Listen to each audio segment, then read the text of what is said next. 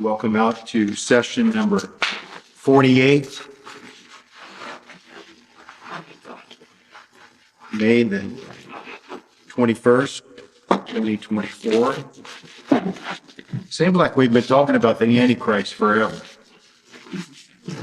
And that's because we spent 3 sessions on 2 Thessalonians 2, and that's such an interesting chapter because it tells us what the subject is in verse 1, and then almost for the rest of the next 11 verses through verse 12, it's talking about the Antichrist.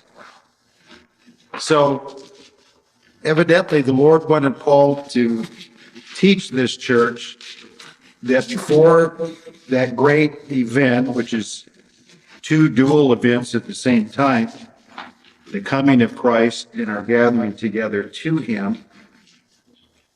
And our gathering together to Him has 2 parts to it: a rapture of the living saints and a resurrection of the dead saints. And you put those 2 things together, and that is our gathering together to Him. But the Lord wanted Paul to teach them that before those 2 wonderful events can happen, there's going to be a time of darkness, of evil, of wickedness, deception. And it's described in Matthew 24 as increasing labor pains. Yeah, it's something that we men think we know about because we've observed it, but we've not experienced it, so we know very little about it. But those of you who've gone through travail and labor pains, you know the process. It increasingly becomes more frequent and more painful. And that's what's going to happen to the earth for 7 years, a 7-year-long travail because of this man of sin in verse 3. Some of you, like the New American Standard and some of the other translations, calls him the man of lawlessness. And then verse 7, the mystery of lawlessness. The Old King James and the New King James say the mystery of iniquity in verse 7, and the man of sin in verse 3. I wish they had decided to use the same English word in both verses. In other words, there's a man of iniquity or lawlessness or sin, and then there is a mystery of lawlessness or iniquity or sin. So I wish they'd use the same word in both places because it would help people better understand that it is a thing and it's a person. And they're both the same thing. This thing, this mystery of iniquity, has a face to it, called the man of sin or iniquity or lawlessness. But it's also a system. It's a thing. It's what the Bible is going to call the mark of the beast, and that's a system that He's going to set up. He's going to be the head of it. So we had 3 sessions in 2 Thessalonians 2, and most of them focused on the Antichrist. So that's 3 sessions, and now I want to give this lesson, the first of 3 sessions going through Revelation, the mystery of iniquity in the book of Revelation. One of the best ways to look at the book of Revelation is it's the mystery of iniquity and the mystery of godliness working themselves out in a final build-up to a final clash. So all the way through Revelation, you have examples of how the mystery of iniquity what it will look like in the last 7 years. Because Paul said in 2:7 of 2 Thessalonians, it's already at work. It was already at work when Satan sinned, when Lucifer sinned in heaven, and it was already at work when Adam and Eve sinned, and it's been at work since then. But it's going to reach its climax in the last 7 years. We've talked about the last few sessions. God has designed the 2 events of verse 1 to not happen until iniquity reaches its fullest point, then he will be completely justified in wiping it out. So what will that look like for a mystery of iniquity to get to its worst? Well, we say it's at work today. I mean, the last few days we've seen the ICC over in the Netherlands, the International Criminal Court, whatever that is, trying to issue a decree for a warrant to arrest Benjamin Netanyahu and the defense minister Gallant for crimes of terrorism against the people of Gaza. This is an international court, and there's a few Hamas leaders on that list as well. So they're trying to say, see, we're not being anti-Semitic. We also have a few Hamas leaders on that list. But they're basically saying Israel and her leaders are equal to Hamas and her leaders. They both committed the same crimes, and they both deserve to be punished. So it's things like this that helps us understand or see better how Israel will be alone in the end. Because the other big thing that's happened the last few days is Israel has said that their latest battles in Rafah, the town next to Egypt, that like rats, the leaders of Hamas have all grouped down there to try to get away from Israel's army. So Israel has safely relocated 1 million people who are down there crowded in Rafah, the people of Gaza, who most of them support Hamas. They safely located them elsewhere and are helping to provide food and medical treatment and all sorts of things, hoping that with the citizens gone, they can find most of the leaders of Hamas. The problem is they also found dozens and dozens of tunnels in Rafah that go into Egypt so that they can run off into Egypt and hide, and Israel can't go into Egypt to get them. So Israel came out today and said, we are cutting back our plans in Rafah, limiting what we're going to do under pressure by the United States. And we're also going to agree to some sort of government in Gaza that the U.S. approves of. So who knows what kind of threats the U.S. made to them to force them to agree to this kind of thing. So they're going to have to stop short of their original goal because the U.S. says you look too mean to the rest of the world. So these two events together, to me, shows how Israel, at some point, will have to decide,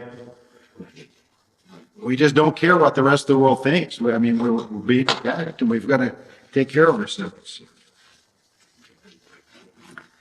So on our handout, I say, quote 2 Thessalonians 2:7, and it's a mystery.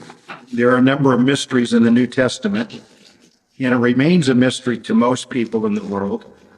But the mysteries that the Bible talks about are said to be revealed.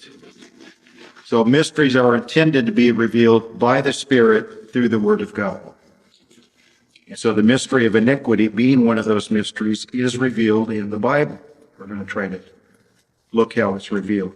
One interesting word study in 2 Thessalonians 2:7, the word work, the mystery of iniquity is already at work. And then in 2:9, the coming of the lawless one is according to the working of Satan. So those two words, work and working, are from the Greek word energia, which we get our word energy from. And I like that idea because the mystery of iniquity is energized and directed by Satan. So he's the energy behind it. Most of the sessions we've had, 48 of them now, have had this underlying theme of the ancient and ongoing conflict between good and evil, called in the Bible the mystery of godliness for the good, of course, 1 Timothy 3:16, and the evil is the mystery of iniquity in our text verse. They are two opposing forces in deep conflict. This conflict is introduced in Genesis 3:15 that we've quoted and looked at so often in these sessions. I will put enmity between you, which is Satan, and the woman, and between your seed and her seed. He, Christ, Galatians 3:16 calls him the seed, shall bruise or crush your head, and you shall bruise his heel. So this ongoing conflict has been since that time. It will reach its final and major clash at the end of these 7 years. And as I say in the next paragraph, it's both a system and a person. So he will be the consummate expression of Adam's fallen nature. How far has mankind fallen because of sin? The Antichrist will give us an example of the extent of that. In 2:4, of course, that verse we've looked at quite a bit, he sits as God in the temple of God, as the God King. Antichrist then leaves after the abomination of desolation. He leaves, but he places an image of himself there. I do want to read Daniel 11:31. It's interesting the different places that the abomination of desolation is described. Yet here in 11:31, it says, and forces shall be mustered by him, by the Antichrist. And they shall defile the sanctuary fortress, that's the temple area of Jerusalem. Then they shall take away the daily sacrifices and place there the abomination of desolation. So it's going to be placed because it's an image. It's an actual image that you can see. So it's going to be placed there as a, not a substitute, an imitation is what is the word I'm wanting to use, of the Ark of the Covenant. The Ark of the Covenant was the symbolic item of the presence of God in the temple.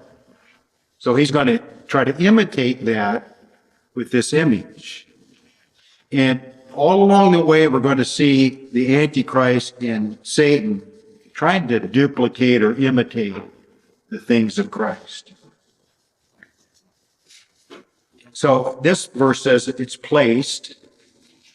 Matthew 24:15 says, when you see him sit in the temple, Mark's version of that says, standing where he ought not. And then, of course, Paul in 2 Thessalonians 2:4 again says, sits. He sits in the temple, saying that he is God. Standing. So all these different words are trying to give an idea of a man, but not a man. This image. And I don't quite know what to make of it. We've talked about holograms, we've talked about different things it could be. But all these words describing him in the temple, committing the abomination of desolation, some words speak of him as a man, standing and sitting. Daniel speaks of him, of this image of it being placed.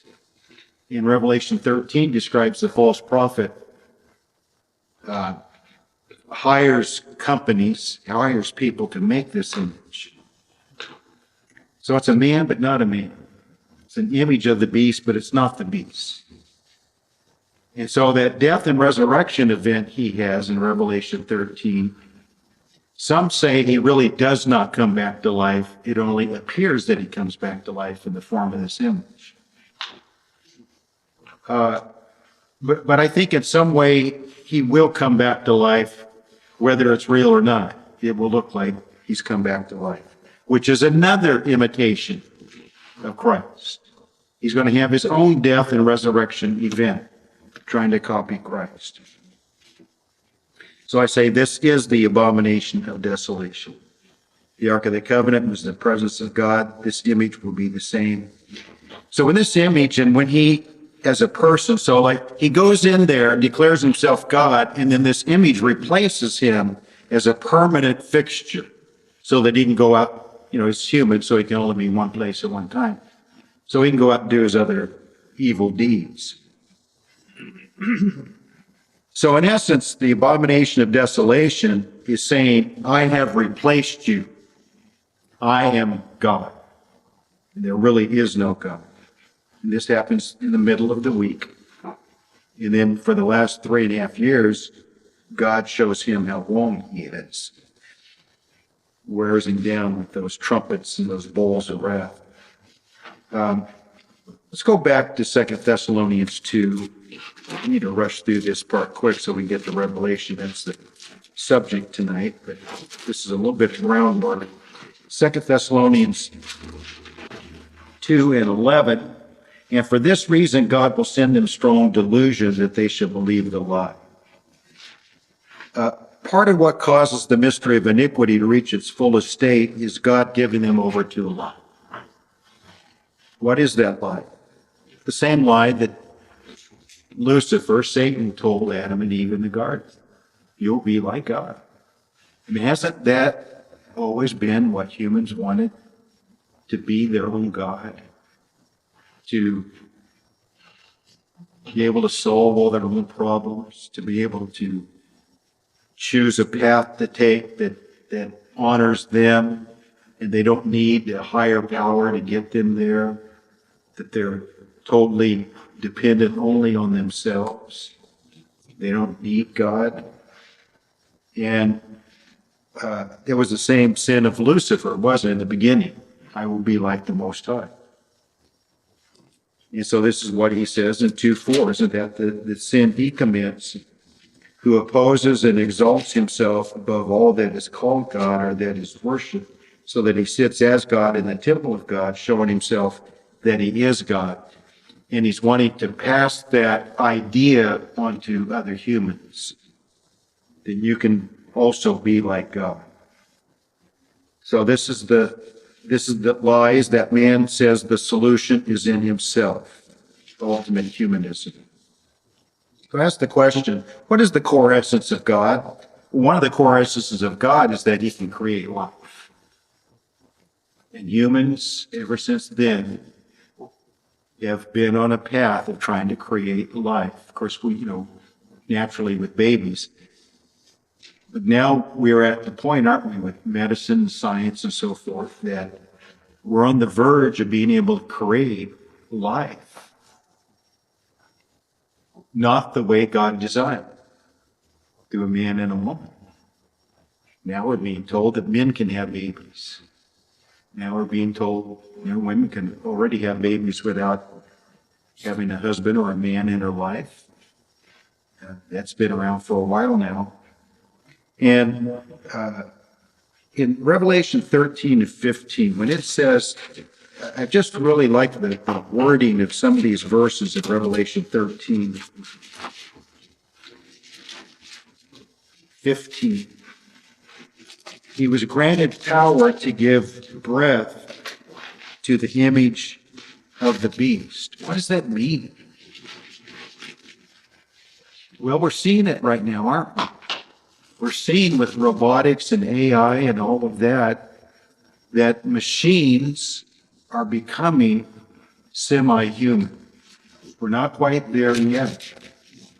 But evidently what will happen through this false prophet figure working for the beast is that giving breath means that you're giving it life. How that's going to manifest itself, I don't think we can hardly even imagine it right now. But it's going to be the ultimate example of his creative power. It's going to be godlike.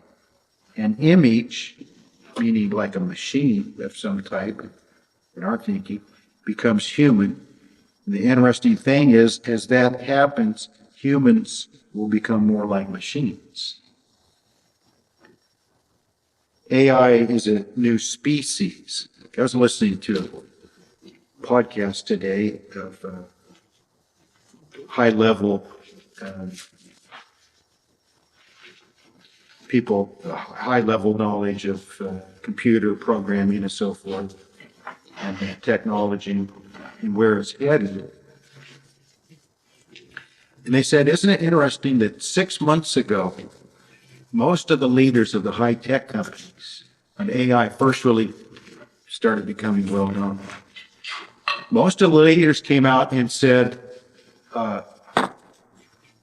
this thing could be dangerous. We need to make some laws to restrict its use. Now, 6 months later, most of you received a notice a few days ago, Google search is completely revamped, and they said Google search is no longer Google search. We've incorporated AI into our Google searches. And all of the high-tech companies now, 6 months later, are embracing it totally.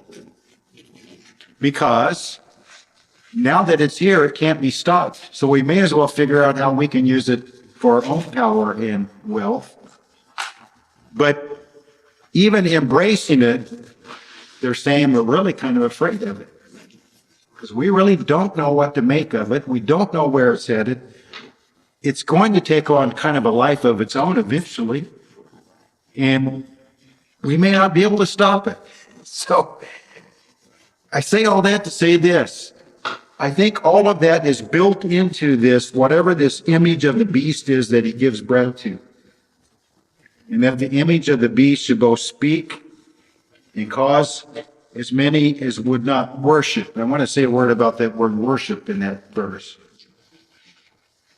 The root word there for worship has the idea, not like worship like we think of, but it has more the idea of bowing down, submitting, I think is the idea behind it. It's not the idea of he wants to be worshiped like in a religious way so much. He wants people to submit to it. And that's the worship he seeks. And isn't it interesting that the word Islam means submission? Israel becoming a nation again is a huge proof of God's faithfulness to keep his promises, but like everything, the mystery of iniquity perverts the things of God, so their enemies see Israel gathered in one small location also as a good thing. They say we hate their nation, but I heard, the president of Iran just died in a helicopter crash. Some say it was murder or some type of assassination.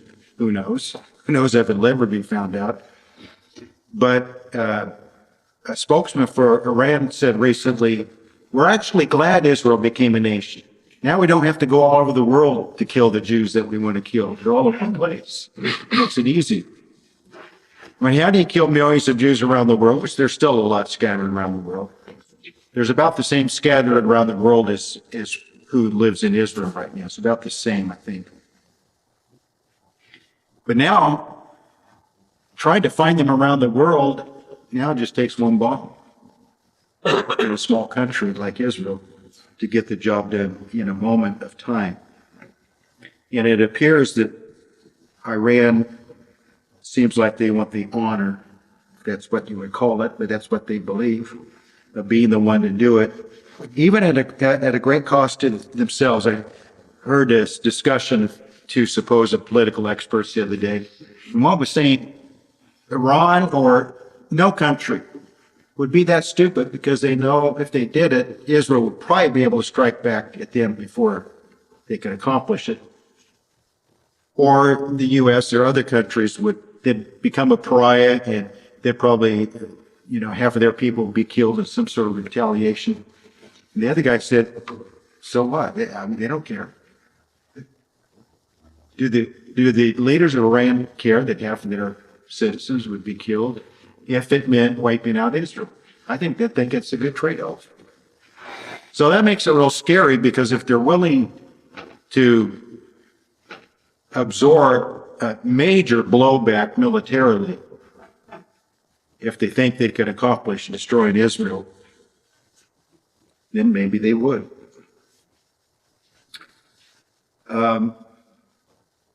I enjoy listening to Victor Davis Hanson. If you've ever not listened to him, I would recommend it.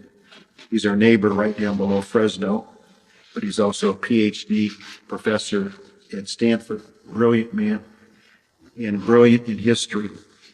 And he has a quote he loves to repeat. He says, "The thin veneer of civilization can be shattered very quickly." And a lot of his speeches in history, he talks about the wars through history. And I watched one the other day that was really fascinating about different empires that would often, they wouldn't want to totally conquer their enemies because they needed slaves. Like the Roman Empire at one time, 25% of the entire population of the empire were slaves. I mean, they needed a lot of slaves. So, don't kill them, to capture them. Kill some, but capture most. But every once in a while, those empires, because of whatever reason, would go in and just totally wipe out the people. Man, woman, child, destroy the city, pour salt over it, or whatever they did. And it didn't make sense. So he said, this is built into human nature.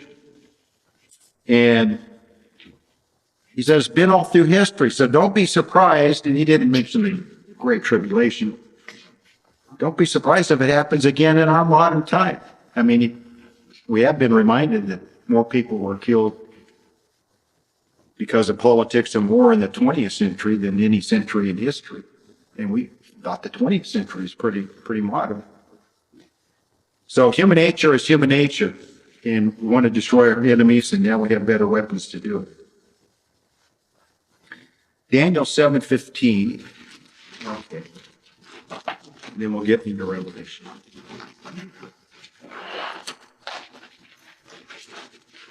But I wanted to read what Daniel had to say about this man of iniquities, man of sins, man of lawlessness. In 7:15 of Daniel, I, Daniel, was grieved in my spirit within my body, and the visions of my head troubled me. So he was really beside himself. Why? Why was he so grieved at? You've got to go back to verse 8. I was considering the horns, and there was another horn, a little one, coming up among them, before whom 3 of the first horns were plucked out by the roots. And there in this horn were eyes like the eyes of a man, and a mouth speaking pompous words.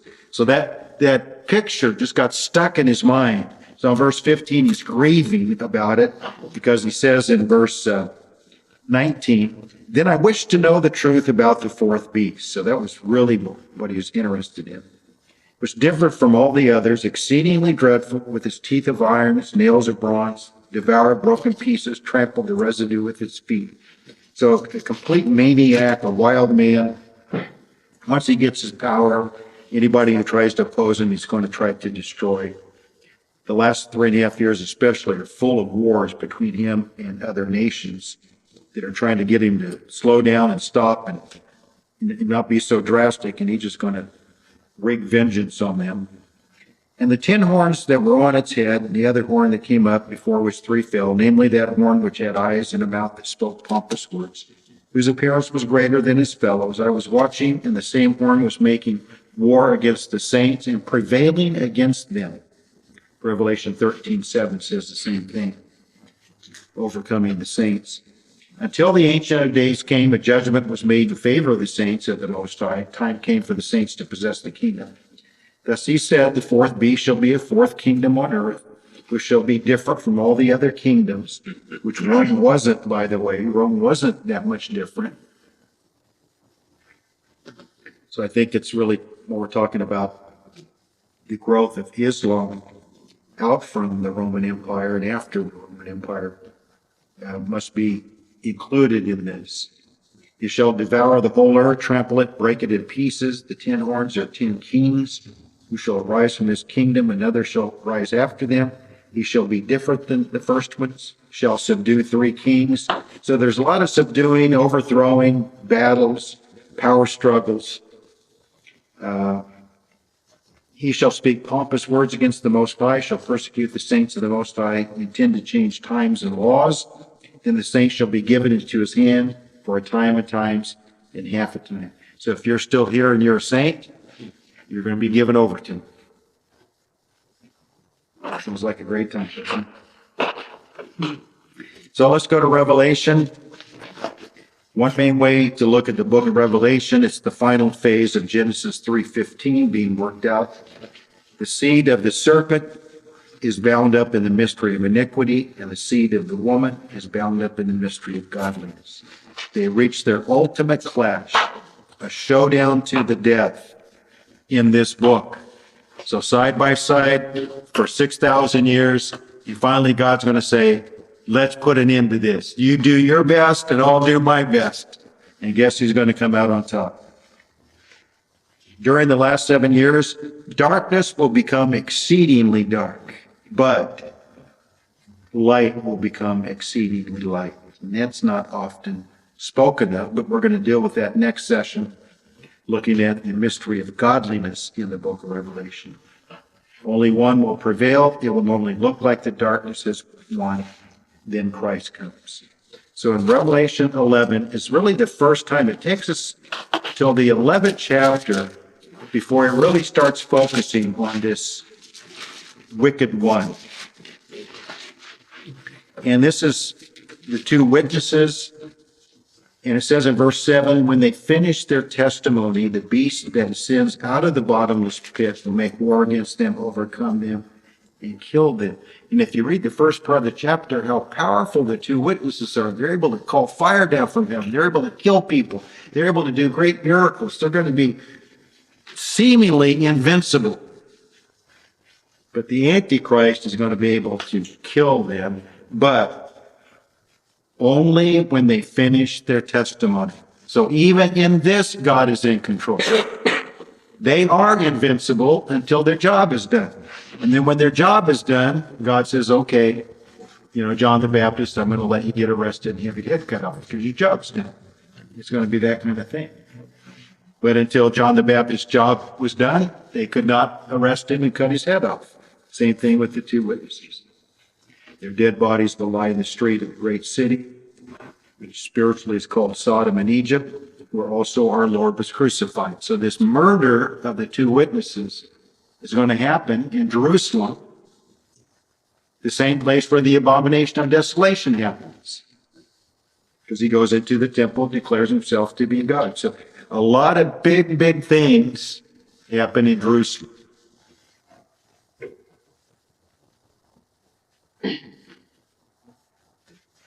Okay, chapter 12. We've looked at this many times, so I'm not going to read through it for lack of time.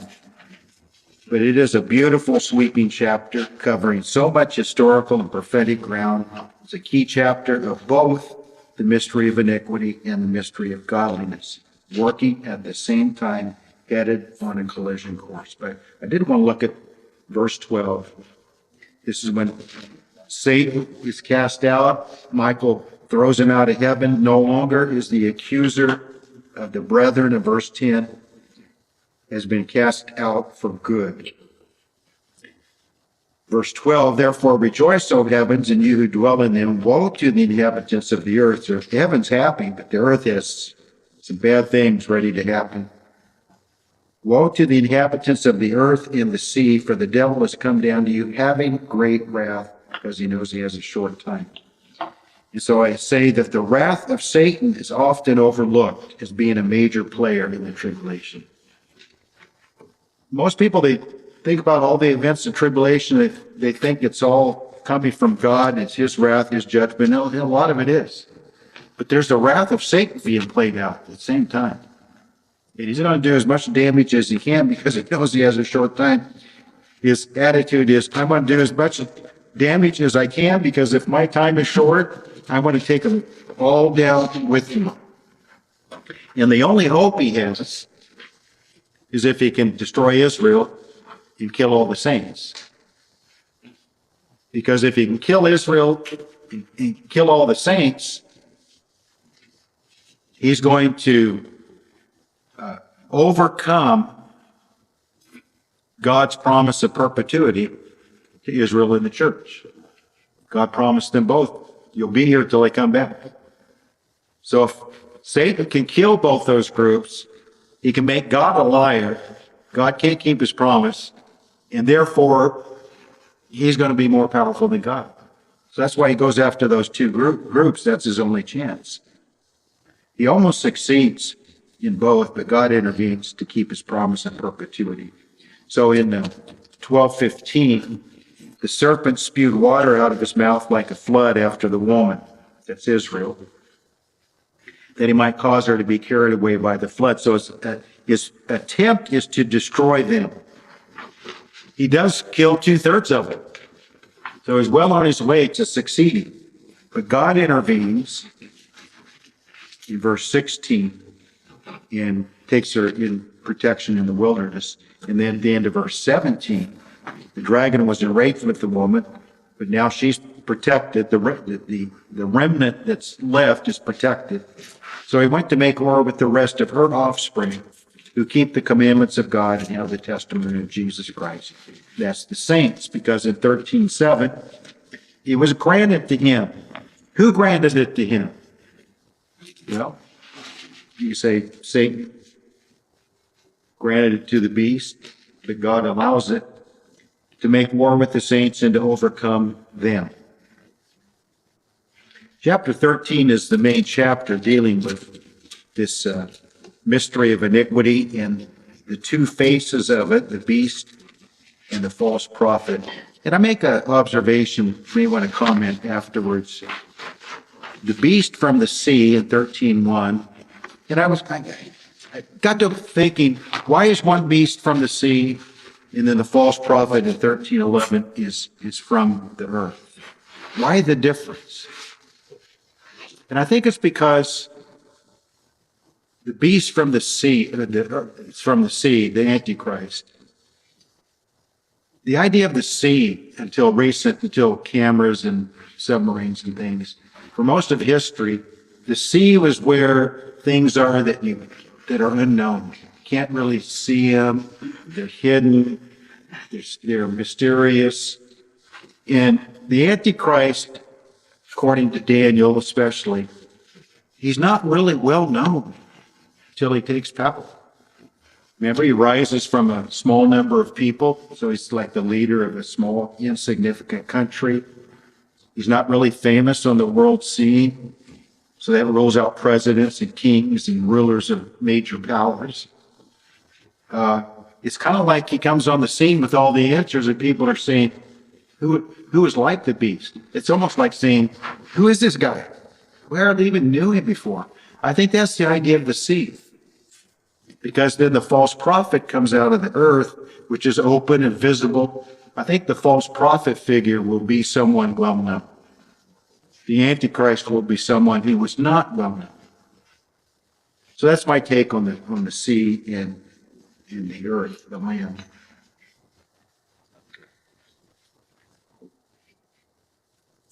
There's creatures mentioned in the Old Testament. Leviathan is the sea creature, and Behemoth is the sea creature. So they're kind of like precursor ideas, this idea of land and sea.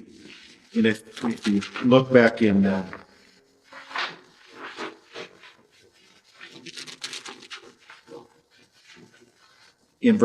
chapter 12:12, when Satan is cast down to the earth, notice what it says: woe to the inhabitants of the earth and the sea. So this idea of the earth and the sea, and then later the beast and the false prophet in these creatures in the Old Testament. So there's kind of this little running theme all through the Bible that culminates in these two figures. The Antichrist is the king figure. The false prophet is the priest prophet figure as an imitation. Here's another imitation of the government system of Old Testament Israel: king, priest, prophet. So these two men are going to cover those three offices as a kind of an imitation government system. Then in 1613 is the place where we find all three of what I call the unholy Trinity. 13, I saw three unclean spirits like frogs coming out of the mouth of the dragon, out of the mouth of the beast, out of the mouth of the false prophet.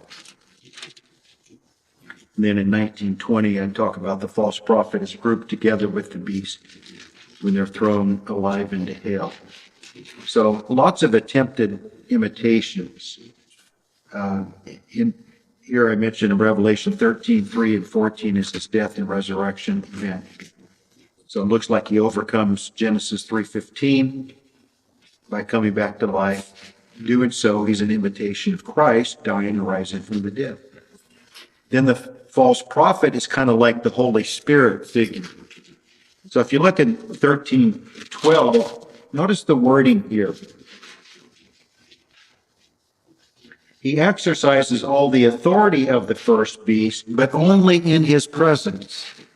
You see that? Only in his presence. There's something about the false prophet that he's powerful, but he's dependent. He's secondary or dependent on the beast. It's just interesting that it says in his presence.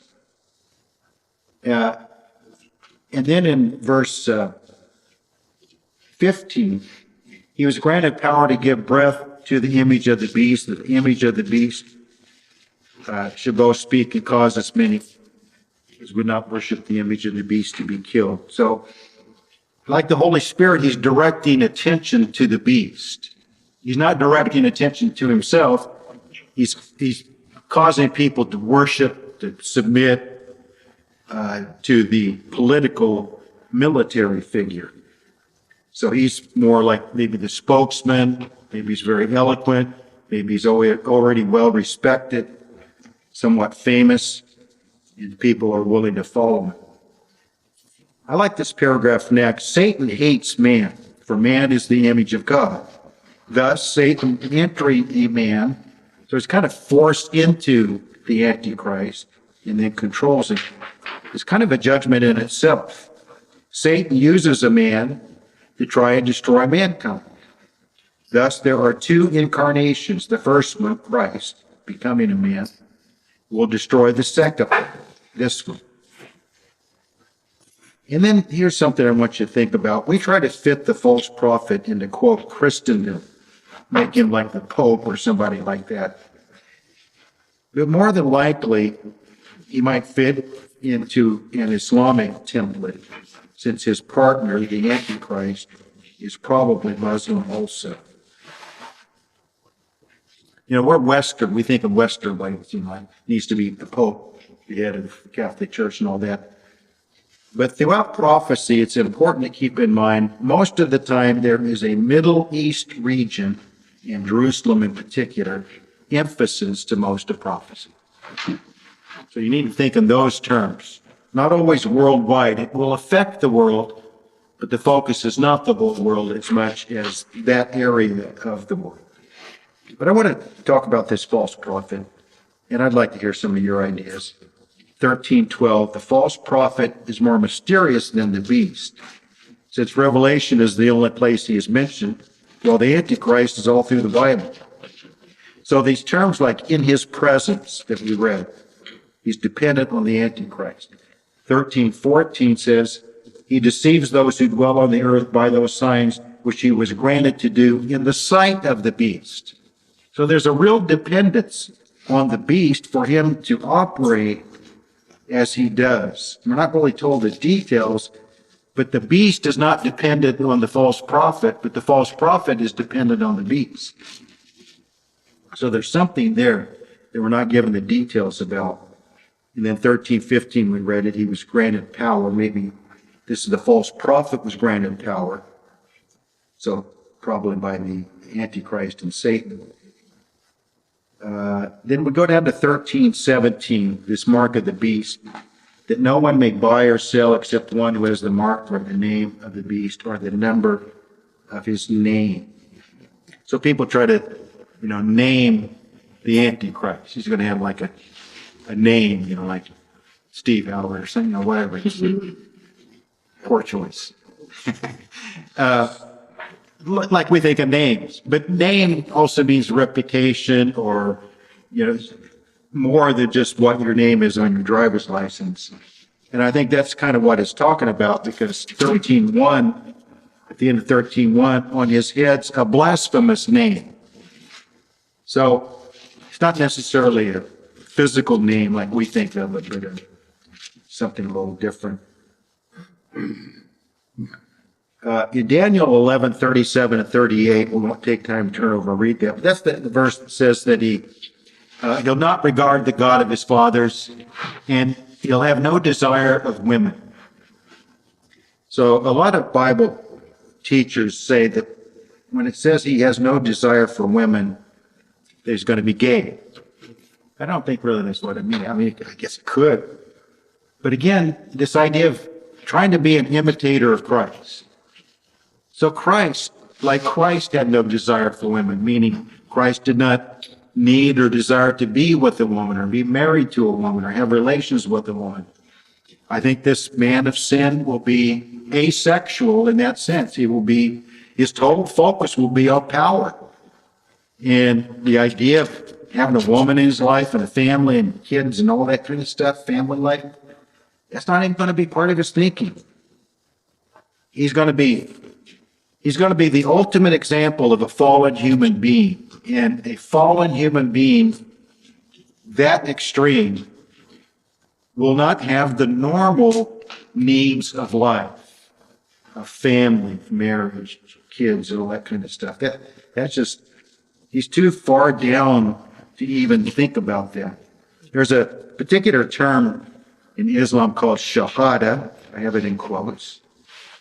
And this core tenet of Islam has two parts. Number one, Allah as the true God and Muhammad as his priest. It is worn on their headbands and wristbands. So you always see these Islamics, they'll have a headband. It's not for sweat, even though it's hot in most of those countries. But they have the same thing on their wrist, the wristband, and it has Arabic written on both. And a lot of times you see it and say, what does that mean? Well, it's this, shahada. And so the words on it means Allah is the only true God, Muhammad is his prophet. But isn't it interesting that it's on their foreheads in next to their hand, like the mark of the beast describes? As you've listened to me through a number of these sessions, you know that I'm inching closer and closer to this Islamic central role in all of this. Because we grew up being told that the 10-nation confederation was Europe, and that the Pope was either the Antichrist or the false prophet. Because we're so Western thinking, it has to fit into that. But no, the Bible is more Middle East focused. So if you get that in your thinking, you're going to come to a realization of a lot of these prophecies that it's probably Islam, Islamic figures that are really being spoken of. In 13:18 of Revelation, it says, here is wisdom, let him who has understanding calculate or compute the number of the beast. I'm conjecturing maybe it's some sort of perfect number, perfect math calculation involved, like the golden ratio or pi or something that scientists and mathematics and intellectuals around the world will somehow be able to say, in this system that operates so efficiently, it's because he's captured this magical numerical equation that we've pondered about for centuries and haven't quite figured out. And he's going to be able to incorporate that perfect mathematic equation of some type into his system. I think there's something there that we normally don't think about. Then, of course, 666, the Trinity of a fallen man, short of number 7, God. So an evil Trinity, but 2 of the 3 at least are men, and even Satan's going to be incarnated into the Antichrist. So it's like this triple way of saying the 3 of them are attempting to be number 7 like God, but they're going to fall short. In the eyes of many people, including themselves, they're going to get close, like 6 is close to 7. But ultimately, they're not going to quite make it, and then number 7 is going to destroy it. You think of it that way. The Islamic world is being set up for total deception with their belief. I've been trying to study Islamic eschatology because they have an eschatology of their own, a whole system of how the end is going to work. And in their system, it's going to work. There's going to be a final caliphate. That's going to come about by a major war, that Israel is going to be defeated. Their great leader, their Messiah figure is going to, in their own writings, rule the world from Jerusalem. Isn't that interesting? Isn't that what Daniel says he's going to do? Rule the world from Jerusalem. But their eschatology is the same as ours, but a mirror image. We see the Antichrist as the evil figure and Christ as the good one coming to destroy him. They have a false Jesus coming back who will admit that he really did not rise again from the grave. And it's going to cause a majority of Christians, so-called Christians, to adopt Islam.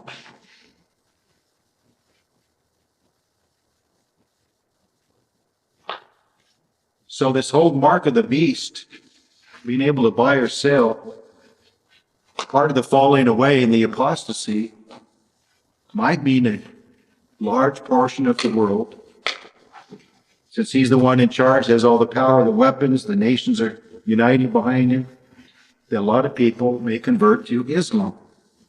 I've never considered that in the past, but the more I read Islamic eschatology and how it mirrors our beliefs. This is why in Revelation 19:19, when it says that 19:19, I saw the beast, the kings of the earth, and their armies gathered together to make war against him who sat on the horse and against his army. Who in the world would be crazy enough to fight against Christ coming on the white horse? Well, if they believe he's an impostor and they believe that their Messiah figure, which we call the Antichrist, is the true Messiah, then naturally their attitude will be in this verse, we can beat him. We really believe we can beat him. I don't think they will see it as a lost cause, because their belief system also has a false Messiah figure just opposite in ours. So again, this great imitation through deception. Won't have time to look in detail at chapter 17 and 18, which is the judgment on Mystery Babylon. They're very interesting chapters. But the thing I want to bring out, chapter 17, is the brief, and I have it underlined because it is interesting. The brief, mysterious union of Antichrist. And then I put Islam because I think he will be Islam. I think his 10-nation confederation will be Islamic. So Islam is going to be ruling the day during these 7 years. Islam's going to be ruling. I think that's going to affect a lot of these prophecies. And then I conjecture, I don't know this, Mystery Babylon, I say, could it be Rome, meaning both East and West?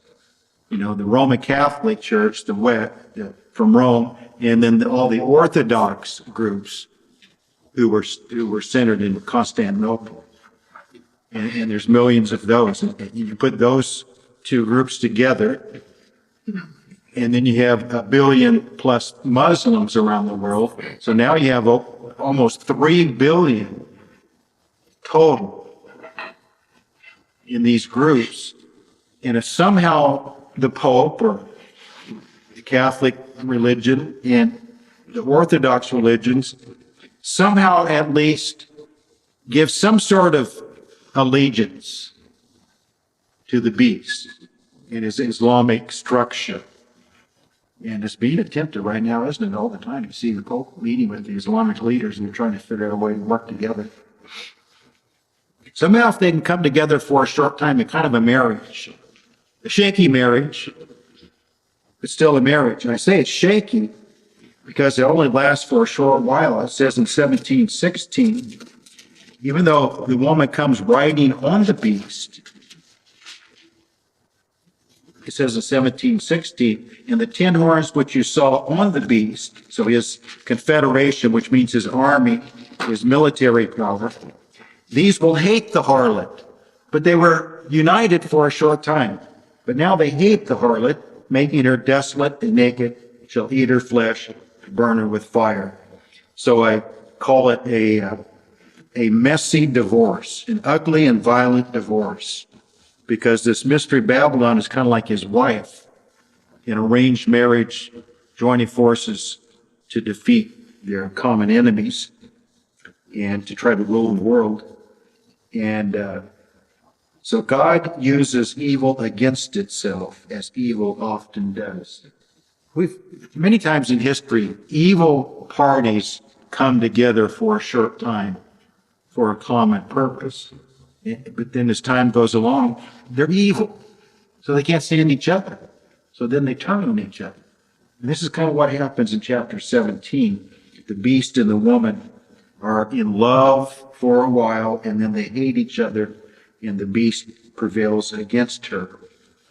God uses the beast to destroy her. And then chapter 18 is a further description of all this. And I think the key thought in chapter 18 is at the end of verse 13. Merchandise of the bodies and souls of men. Who has destroyed the bodies and souls of men more than Islam and perverted Christianity known as the Roman Church, East and West? They have destroyed the bodies and souls of more humans than almost anything you could think of. And this is the reason she is destroyed. So John is inspired to expose and explain the false bride, the bride of Satan, and how the political military rule of Antichrist turns on her in an ugly and violent divorce. Then John turns to the precious bride of Christ in chapter 19. So we go from Babylon to Jerusalem, or a tale of two cities. And a tale of two cities is a good way to describe the whole Bible. Babylon and all that it represents, Jerusalem and all that it represents. Jerusalem represents the mystery of godliness, even though she was wicked and evil at different times. But in election and prospect, and eventually she will be that holy city. So Jerusalem represents the mystery of godliness.